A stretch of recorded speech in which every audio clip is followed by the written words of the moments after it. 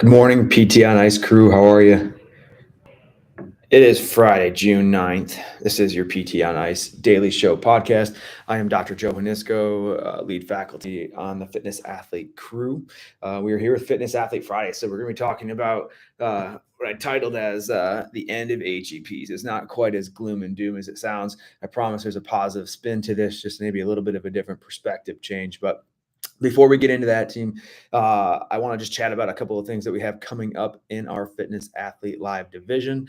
In terms of live courses, coming up in the next few months, we're covering a couple states. We're going to be hitting Ohio, North Dakota, which is a unique one for us. We'll be out in California and Seattle, Washington on the West Coast as well. Check out our PT on Ice .com for all the course listings and where you can sign up there. But we have a few 4 or 5 states that will be hitting the next couple of months here throughout the summertime and heading into fall. In terms of online courses, we just started our Essentials Fitness Athletes Essentials online course this past week. So there'll be another one coming up in a few months from now. And then our advanced concept course, our level 2, starts in September. So if you've taken our Essentials course and you're looking to hop on to the advanced topics course for online, that'll be early September kickoff. So take a look on the PT on Ice website as well for that. So the end of HEPs, that's the conversation for today. And again, not as doom and gloom as it sounds. What I want to talk about is just the change in perspective. So when we talk about home exercise programs or HEPs, I believe that if we put a little spin on this and we start talking about them from the perspective of a strength program or an accessory program, that just changing that language from home exercise program to here's your strength program, your accessory program, that change in language does so much for the potential outcomes of that plan of care. I think language and perspective are huge. If we can set the tone early on and give this perspective that we're not looking just to rehab something or change their pain, but in fact actually change their fitness, their person, who they are, their well-being, by getting them into a truly fitness forward program, that change in language I think can be massive for us. What we do with our clients and how we do it, I think can be shaped from even the language that we use as clinicians as well too. So in terms of getting rid of the HEP, we're just getting rid of the name. I'm just challenging you to maybe start to think about how we can change the name of the direction that we're going.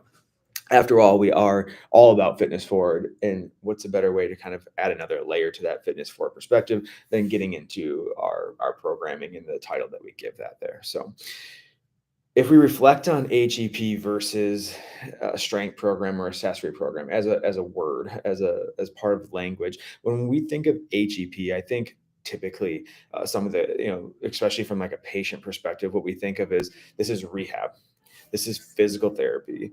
I think sometimes people get sucked into this is going to be the same old, the boring, slow, sort of process that we had to put people through. It's not progressive. It's not challenging. I think when that frame of mind comes through, that often maybe will reflect some of the compliance that we get. And we know as physical therapists that compliance with our programming is often one of the maybe limiting factors of the ultimate success that we're looking for.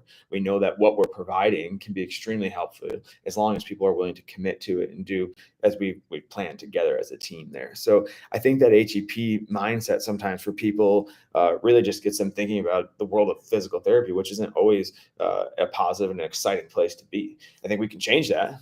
A, in how we approach our sessions, but B, maybe in just the language that we use. But that's my 30,000 foot view of potentially what people are going through in terms of a thought process when they hear, here's your homework or here's your HEP plan. Versus if we think about, approaching our physical therapy and our rehab from a strength conditioning perspective or an accessory strength program, I think that language there sets a different tone. When I hear strength program or accessory program, first off, I think fitness. I think, okay, this is progressive. We can plan through a process. This is continuous. We can put people on a continuum and progress them from point A to point B in that sort of linear periodized methodology. And it just screams fitness right from the get-go. It's timeless too. Like this is something that doesn't have to necessarily just stop once that shoulder pain is better, or that low back pain is improved. it's timeless from the aspect that I think if we do a really good job as a clinician, we can build out accessory programs or strength programs that are continuous into their future life without us next to their side, getting them involved in fitness and improving their wellness. And I love the idea that that whole continuum, that whole perspective of progression is there, and it's available for us just by setting that tone right off the get go. I believe that, in my world of the fitness athlete, that this just makes sense that we provide accessory programs or strength programs, because I'm typically working with somebody who's already invested in the fitness world. They're coming to us from a CrossFit perspective, or from a maybe they're a triathlete or a runner, where they have these programs that they're following, and now we're just adding an adjunct accessory program to that to help improve their performance, decrease their pain, and make them better at the sport or better at the thing that they're wishing to accomplish. So from the fitness athlete perspective, it just makes so much sense. I think it's a no-brainer, almost just like, let's not even argue that we can give these guys really dialed in and high level professional strength programs and accessory programs to sort of assist their performance and improve the direction that they're moving within their sport. But I think from the Gen Pop situation, that dichotomy is equally as important, and may take a little bit more effort on our part, and maybe some consistency on our part to actually see the change. But I think from that Gen Pop perspective, it's our duty as physical therapists to start to really show people that we're serious about fitness.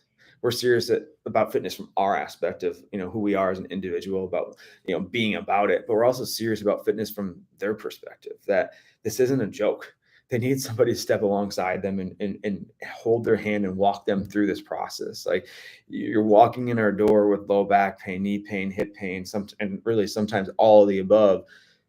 And this is no longer just about changing your pain, guys. This is seriously about taking control of your life. And we're going to start right now, because we are no longer dosing out home exercise programs that are temporary, that are just looking to solve pain. We are now dosing out and getting into strength programs. We are getting into fitness programs. We're getting into accessory strength work. Like, that change of language right there shows just how serious we are, even with these general population orthopedic style clientele that we were working with predominantly, like in our typical job. So I don't think it matters what perspective we approach it from. I think this change of language can be huge. The final thing I would say is that, just to kind of to put the cherry on top here, is that now it allows us to reflect on making sure that if we are going to go through changing the language and maybe starting to shift from a home exercise program or getting our homework done with physical therapy, to accomplishing and successfully achieving strength programs and accessory programs, that we need to back it up as physical therapists too. If we go back to kind of looking at that comparison of HEP versus strength program, another thing I might think of is that sometimes our HEPs are underdosed.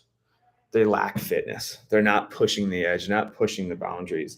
And we know that at the end of the day, that strength is truly a mother quality that we need to be to be exploiting with our clientele. We need to be building stronger, more resilient humans and more resilient tissues to help avoid injury, avoid pain, and get people through their life the way that they want to be living it. And so it starts to challenge us from a clinician side to make sure that we back up our language with the goods. We need to understand loading, guys. We need to get good at that. We need to understand that there's 6,000 ways to skin the cat in terms of progressively loading people, but we need to be good at loading people. We need to learn and understand what it means to push people towards fatigue and towards their capacity. It's not that 3 sets of 10 is the issue. It's that how we dose out that 3 sets of 10 might be the problem. We need to be making sure we're pushing people towards fatigue, and we can do that through increasing rep ranges, increasing load.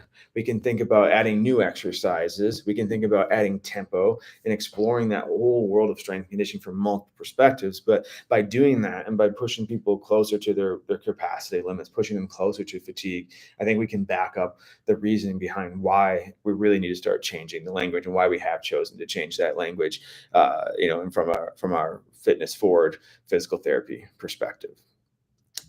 This was something that came up. This topic came up a few weeks ago when I was teaching out in Maryland, and Jeff Moore was, gracious enough to sit in on the weekend with us. And at some point in conversation, he realized that I kept repeating that in our strength programs, in our accessory programs, and I was sort of saying it subconsciously in a way, But when he brought that up, he was like, honestly, Joe, that was one of the most powerful things that I heard throughout the weekend, that we aren't providing home exercise programs anymore, team. We are providing strength programs. We are looking to push the boundary of fitness.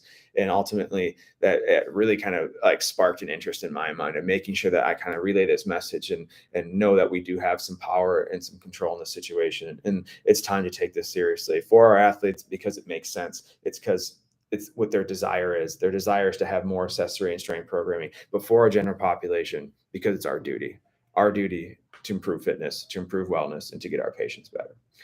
So think about that. A mindset shift. No longer HEPs. We are programming and providing high level strength conditioning principles for our clients. Hopefully that gives you a little bit of a kick for your Friday morning or going into your weekend, something to think about as we get back to work on Monday. Guys, appreciate your time. Have a great weekend. We'll see you around. Signing off. See you later.